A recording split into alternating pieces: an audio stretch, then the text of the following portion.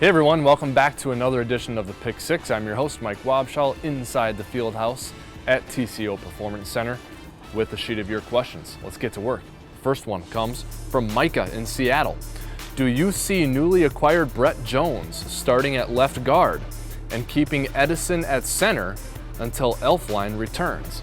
Well, I think that's one option. This is the good thing about Brett Jones. He's got some position flexibility, played guard and center for the New York Giants last season and this summer at training camp. Remember, the goal at the end of the day when the Vikings line up against the Niners is to have the 5 healthiest, best linemen out on the field.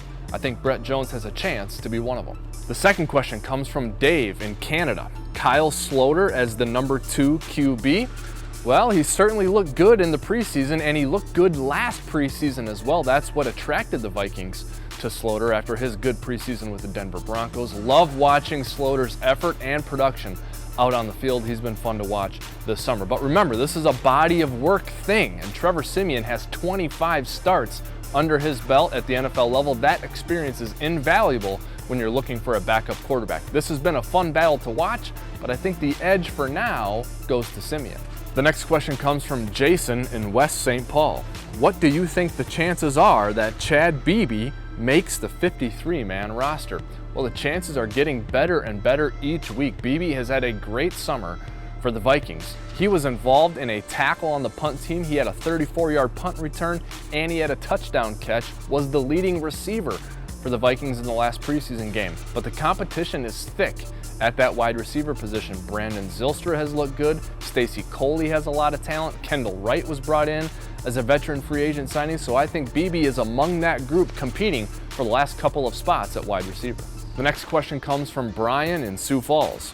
Now that we've added George Iloka, it seems like an excellent opportunity to use 3 safeties and 2 linebackers in our base defense. Well, the addition of Iloka does give Coach Zimmer and that defensive staff some flexibility and some creative options. They can add some wrinkles into what is already a really good defense. Whether that's Iloka as one of the 2 starting safeties or Iloka as one of 3 remains to be determined. But don't forget, Ben Gideon is a starting member of the base defense as the 3rd linebacker, and he's also had a really good summer. The Vikings have a ton of talent and depth on defense, and Iloka has been added to the mix. That's good news. The next question comes from Chris. In your expert opinion, do you see that Mike Remmer's skill set plus last year's tape show him more suited as a guard or tackle?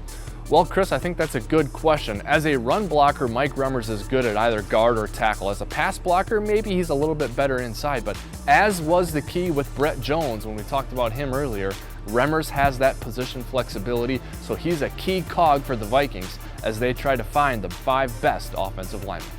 And the final question comes from Jason in Byron, Minnesota. Give us a few players to watch in the 4th preseason game. I'm assuming there won't be many starters out there. Yeah, that's typically the case in the 4th preseason game. Guys who you know are going to make the roster or who are going to be starters may not see the field. So who can we look forward to watching on Thursday night from Nashville when the Vikings play the Titans? Well, how about Stephen Weatherly and Afadi Adenabo? The Vikings' young defensive linemen have looked really good this preseason, and I think they may have an opportunity to play a bunch on Thursday night. I also like linebacker Garrett Dooley. He's all over the place on special teams, and now he might get some good run playing defense. So watch for number 58 on the Vikings defense. He's been a fun player to watch this summer. That's it for this week's edition of the Pick Six. The next time we have another edition of the Pick Six, it'll be the regular season. So you better have your questions in regular season form. Send them in to the email address at the bottom of the screen, and we'll see you next week.